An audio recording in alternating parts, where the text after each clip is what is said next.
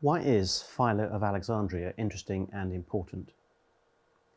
From our standpoint and perspective, Philo's life intersected with significant turning points, major events and complex tensions that saw the gradual rise of Christianity out of a local setting that was, in broad terms, religiously Jewish, culturally Greek, and imperially Roman. Moreover, Philo is the first ancient author from whom a large number of commentaries on biblical texts have survived. These writings represent a high point in Hellenistic Judaism, that is, Judaism fused with aspects of Greek culture, unlike most traditional Judaism. Furthermore, Philo's legacy has since developed into a rich, complex, and fascinating history of reception and interpretation in Christianity, Judaism, and philosophy, in ways that would have surprised him even more than us. Philo is, in short, an interesting and important multi-dimensional figure, someone from whom we can discover much, whatever our outlook. We'll approach Philo in the following way. First, Philo's Alexandria, his Judaism and politics. Second, Philo's writings, ideas, and distinctiveness. And third, Philo's legacy, Christianity, Judaism, and philosophy. The main source for Philo is his own collection of writings, his own words, but these may be contextualized with reference to a variety of contemporary and other relevant sources. So firstly, Philo's Alexandria, his Judaism and politics. Alexandria, where Philo was born around 15 BCE, had been founded in 331 and named after Alexander the Great. Situated between the Mediterranean and the trading centres of the East, this double harbour port city was a wealthy and influential metropolis. With its famous pharos or lighthouse, one of the tallest wonders of the ancient world, it was laid out on its limestone strip on the northwestern Nile Delta, with wide avenues modelled on the Greek polis or city, with temples, an agora or public square, law courts, theatres, hippodromes, stadiums, plus an amphitheatre in the Roman era. It also had a Greek polity, a law code, an assembly, magistrates, a body of elders. The city was home to Alexandrians and non-Hellenized native Egyptians, and to immigrants from diverse backgrounds, including Jews. Jews had historical links with Egypt, the setting of the Exodus, Jeremiah's place of exile, and on the island of Elephantine further south. Jews were a major part of Alexandria's population. In the Roman era, as many as 180,000, about one-third, the largest Jewish community anywhere at the time. They lived as a distinctive group in its city quarters, but they were integrated into all areas of life. There is inscriptional evidence throughout the city of Jewish tombs, although, like Philo, many had names in Greek, the principal language. Alexandria was thus a key centre of Greek or Hellenistic culture. In its royal quarter, where the ruling Ptolemaic dynasty and other influential figures lived, was the museum, literally seat of the muses, including its now legendary library, a centre of literary and scientific learning for the study of Homer, Plato, Herodotus, Euripides, Hippocrates, and so on. Greek texts were represented above all, but the library was intended as an institution of universal learning.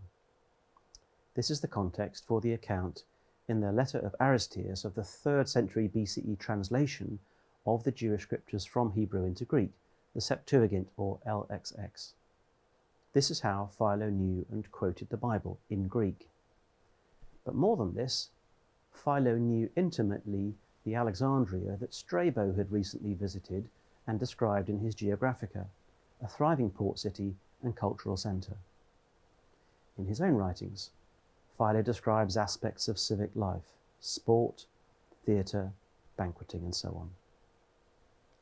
With an extensive vocabulary and literary and rhetorical skills, Philo's Greek is impressive, indicative of a strong Hellenistic education. Philo recalls his preliminary studies in grammar, mathematics and music, and higher learning at the gymnasium, probably from age 13, in athletics and the general ensuklios paideia, literally circle of learning or training, to become a cultivated public citizen. But Philo's primary allegiance was religious, to the God of biblical Judaism, not the gods and their temple cults in Alexandria and elsewhere. Philo's Judaism is often described in scholarship as part of late Second Temple Judaism or early Judaism. With the temple in Jerusalem as a useful marker, this refers to the period from 539 BCE through to 70 CE.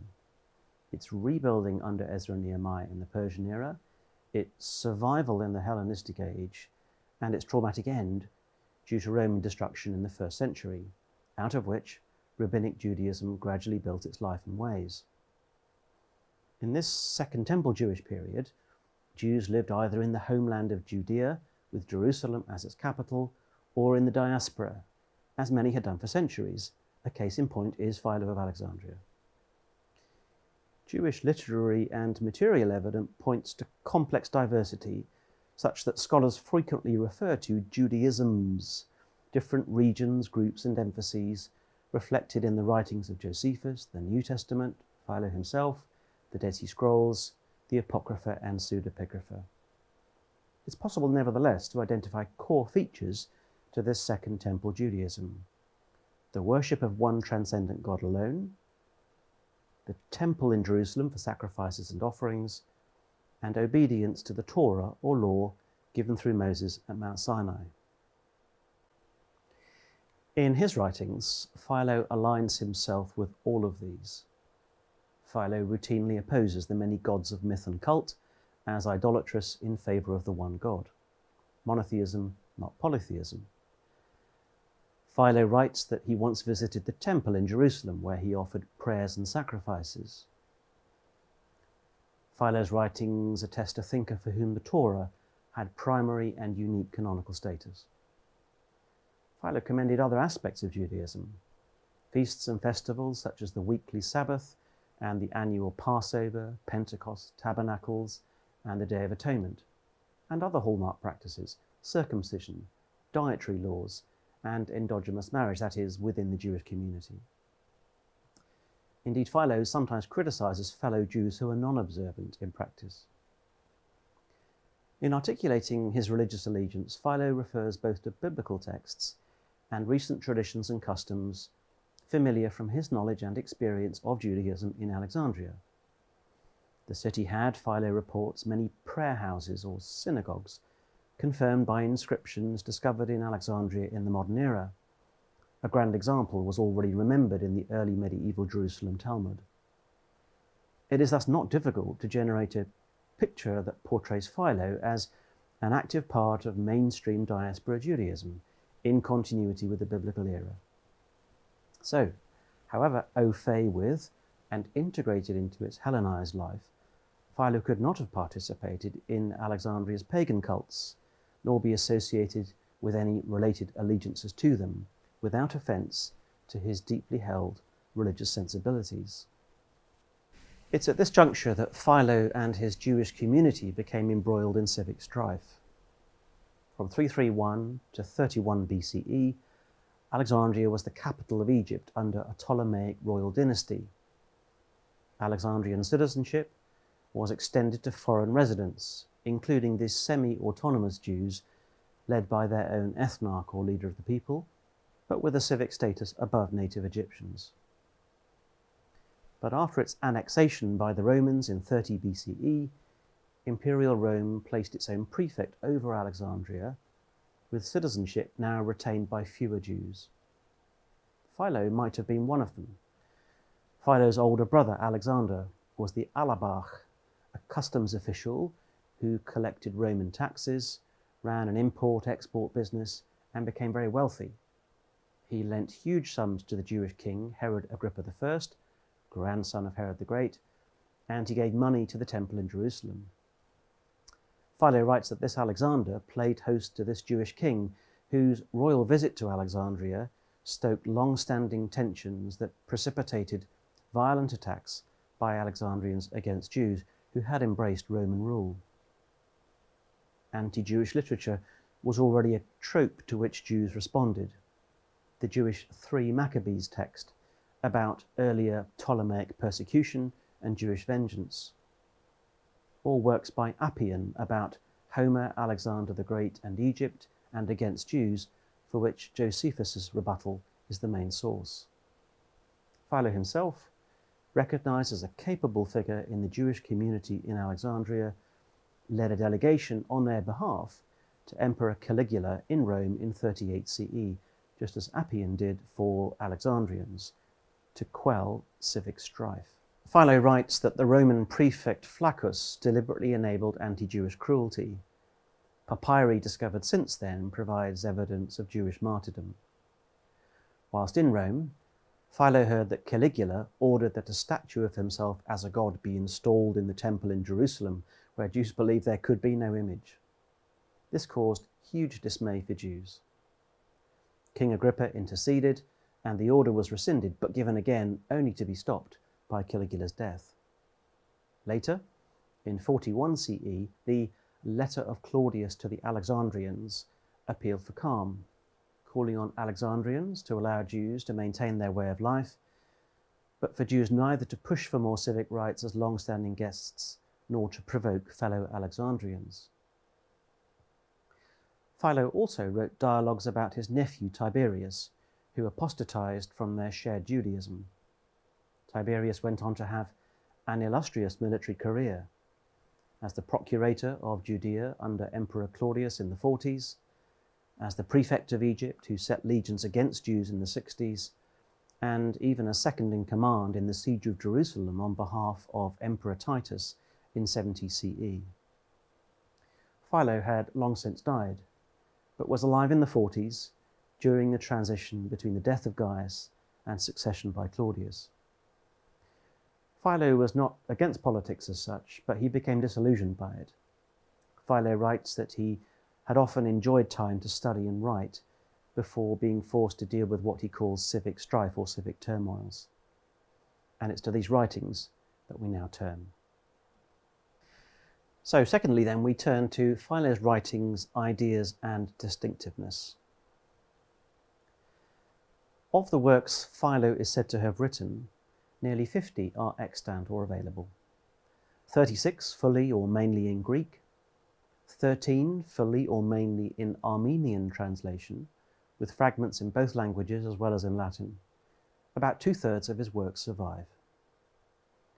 A few papyri from late antique Egypt attest individual works, but it is largely medieval manuscripts made from copies of copies in early church libraries that inform modern editions and translations.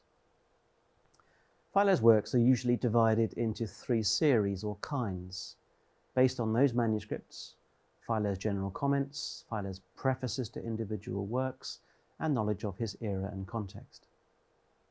The first series is commentary on biblical texts, especially the Torah, in one of 3 forms. Questions and answers, a long-standing classical genre, but for Philo, on portions of texts from Genesis and Exodus that might reflect synagogue readings. Allegorical commentary on much of Genesis, the richest and most complex of Philo's works, and the exposition of the law, about cosmology or creation, history or the ancestors, and law, from Genesis to Deuteronomy, aimed perhaps at both Jewish and non-Jewish audiences. The second kind is apologetic, about the civic strife in Alexandria, about Jewish groups and their ideals, partially extant works, and critiques of opponents of Jews, no longer extant. The third is philosophical, works that explore questions in prevalent philosophical genres, dialogue, thesis and antithesis, arithmology. These 2 are only partially extant. Now, there are many questions about these writings. Scholars debate their order of composition, their classification, their setting and purpose, whether Philo's works were meant for audiences linked to Jewish synagogues or even a Jewish philosophical school on analogy with schools of Hellenistic philosophy, and to what extent Philo wrote with non-Jewish audiences in mind. A recent bold proposal is that Philo wrote his allegorical commentary under Platonist influence for a largely Jewish audience in Alexandria, and then wrote his exposition of the law to include a non-Jewish audience influenced by Stoic ethics in Rome. Whatever the historical reality was, about 3/4 of the extant works suggest that his main activity was biblical exegesis. This has long been a productive area of scholarship, but especially since the discovery in the late 1940s of the Dead Sea Scrolls, which contribute to the impression that all groups in this Second Temple Jewish period engaged in this activity, biblical exegesis. Indeed, Philo's works may be seen as a high point in Jewish biblical commentary in Alexandria. The Greek Bible translation was an early fruit of that context. Philo valued it as equivalent in inspiration to its original Hebrew, which it seems he could not read, but used Greek lists for knowledge of Hebrew names and their etymologies. Many more Jewish works in Greek are also thought to be later fruits of the same setting: the Wisdom of Solomon, familiar as Old Testament Apocrypha, the Jewish Sibylline oracles, and the Exegoge by Ezekiel the tragedian or dramatist, the earliest known Jewish play about the biblical Exodus in iambic trimeter. What makes Philo's works a high point is the extent to which he reused Hellenistic ideas for Judaism. Philo knew that the Torah as unique didactic religious biblical literature had to be interpreted well. It was not simply a case of deploying figurative allegory to avoid crude literalism, as with classical and Hellenistic interpreters such as Aristotle and Heraclitus the allegorist in their works Homeric Problems. For Philo, if a biblical text presented difficulties, it's always useful. The Torah is not fictional myth and is to be followed in practice. Nevertheless, for Philo, the allegorical sense is more significant than the literal or plain sense. It gives a higher meaning for living as a true citizen of the world. Philo, in fact, often likens the text to a lower body that houses a higher soul. Or, to invoke a foundational episode, when the Decalogue or the Ten Commandments was spoken by God, the people at Mount Sinai did not see God, but nor, according to Philo, did they hear a normal voice. God is not bodily or physical in that way, but what they heard was a miraculous sound in their receptive souls. Philo, while not neglecting the body, just as he did not neglect the literal text, gave this kind of careful attention to the soul's intellect and morality, and the text's allegorical or figurative sense to serve that end. Moreover, for Philo, philosophical ideas really mattered in ethical practice. Education must not be misused. In his writings, he often decries hypocritical sophists for their clever oratory and manipulative intention and effect. Furthermore, Philo subordinated all his Hellenistic learning to the divine wisdom given through the highly esteemed Moses, that great biblical multitasker who had lived long before any famous Greek lawgiver or king or philosopher. Moses got there first. Hellenistic philosophy in particular was often divided into three domains: logic for precision in language, physics or cosmology, and ethics or morality. Philo himself applied this threefold classification to the Jewish group known as the Essenes. But there are strong indications from his writings that Philo himself read works by individual philosophers. Philo assimilated a broad range of Greek literature, from Homer to the Hellenistic, from which at least three strands in his philosophical discourse are identifiable. Philo depended on the Platonic world of ideas, patterns, and forms as eternal, changeless, and paradigmatic being, with transcendental qualities, goodness, beauty, and so on, in contrast to the somewhat defective corporeal world of becoming as copy, image, and shadow presented to our senses.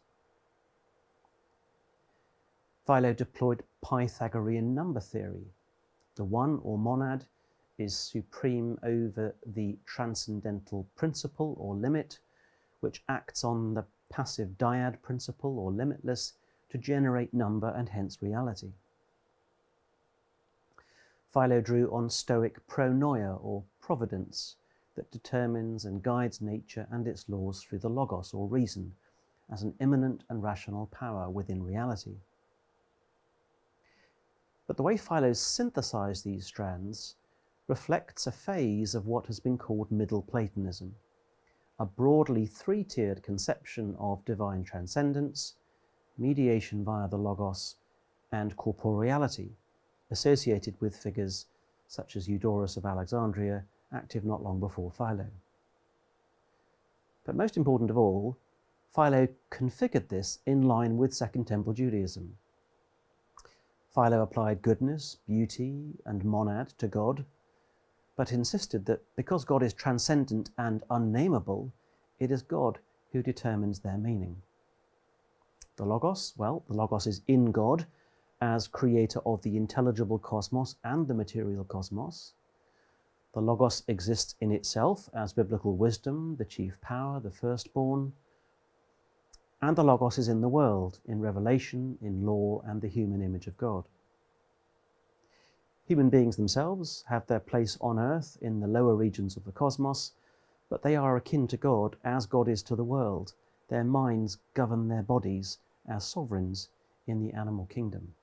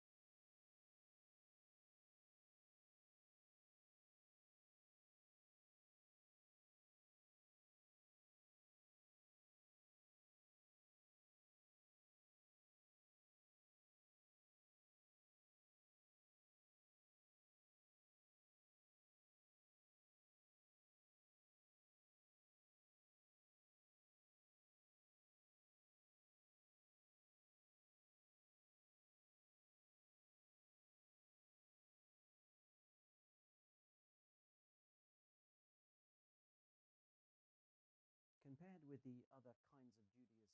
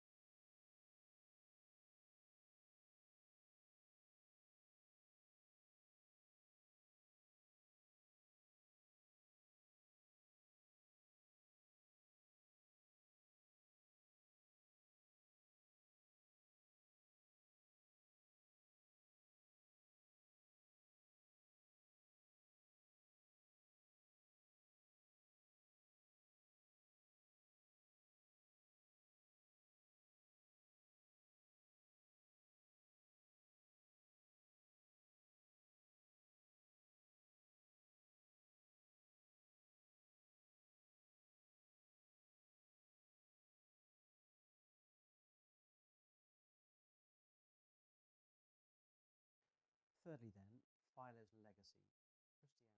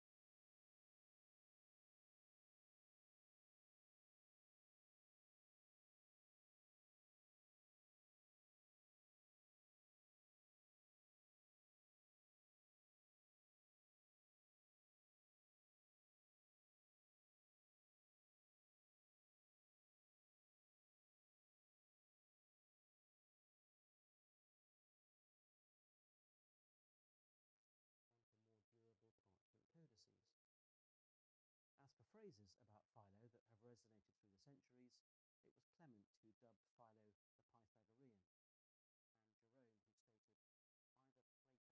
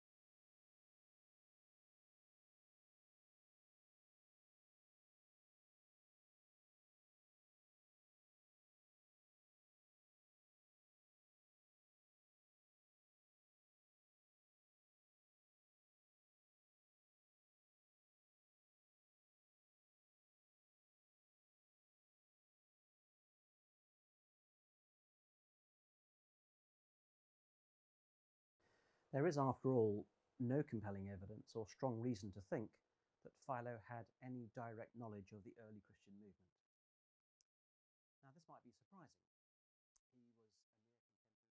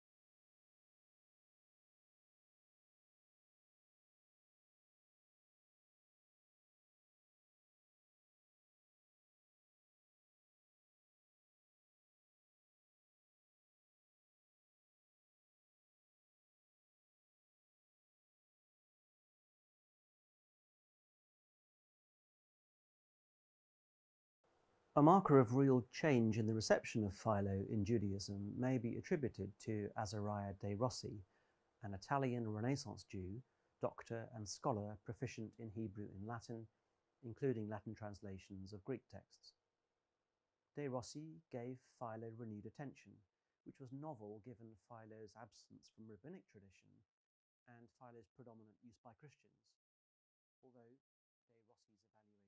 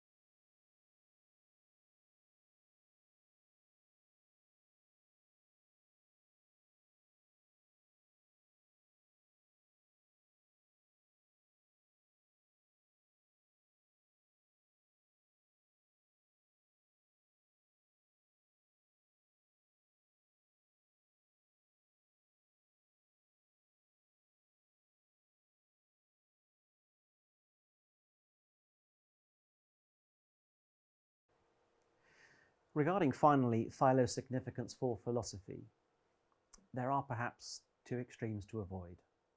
On the one hand, there is the trenchant, even notorious view of E.R. Dodds in a lead article published in the Classical Quarterly in 1928, where he stated that Philo was determined to go one better than the heathen, and that he displayed the eclecticism of the jackdaw rather than the philosopher.